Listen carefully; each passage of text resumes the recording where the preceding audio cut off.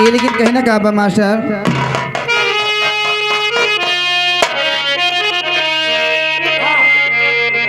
हे भले तो गुलामी रहा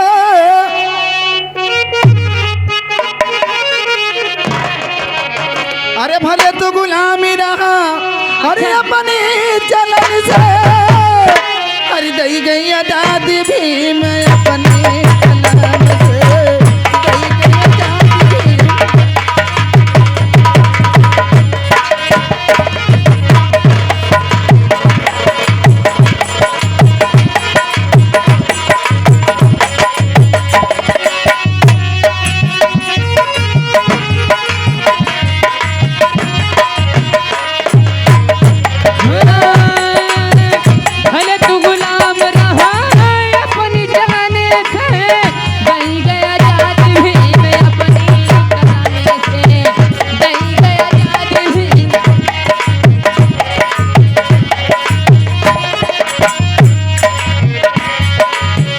भी अधिकार तुम्हें क्यों न सताए चक्कर में दाम जो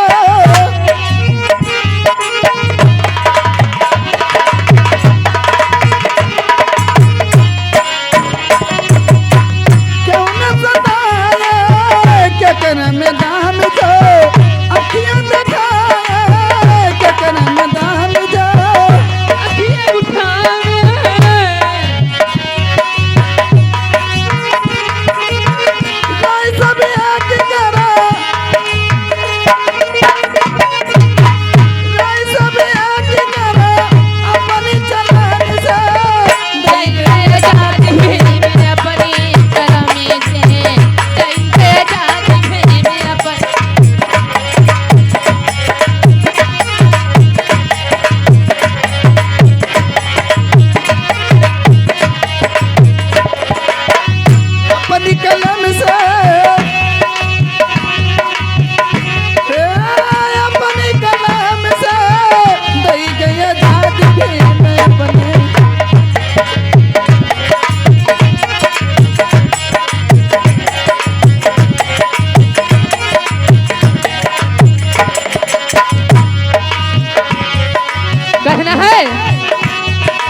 अरे किताबें तो बहुत लोगों ने लिखी।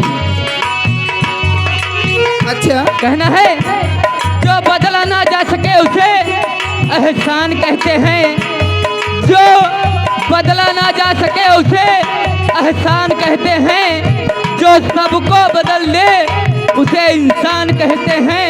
अरे किताबें तो बहुत लोगों ने लिखी, किताबें तो बहुत लोगों ने लिखी, जिसे बाबा साहब ने लिखा उसे भारत का संविधान कहते हैं।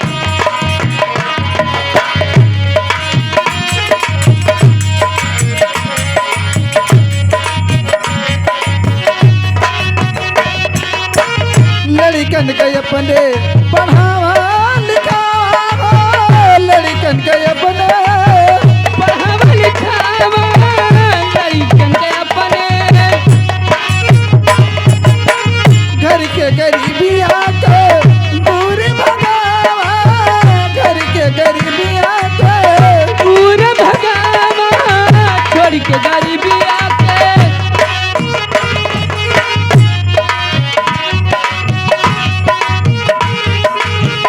मिलजुल आके रहो मिलजुल आके रहो अपनी अकाल से दई गई आजादी भी मैं अपनी कलम से दई गई आजादी।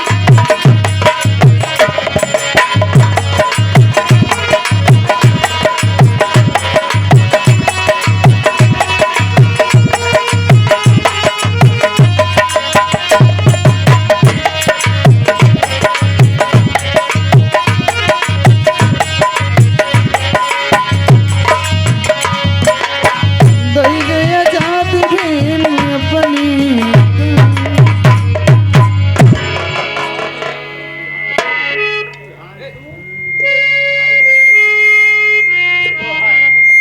ये आगे सुधांशु भाई बेनीपुर के रहने वाले, इनकी तरफ से 11 रुपये पुरस्कार। उनका कहना है कि एक शोहर हो जाए।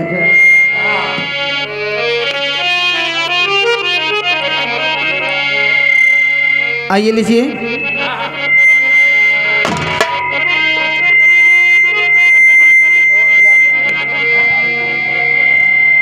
हर पाँच ही वीरा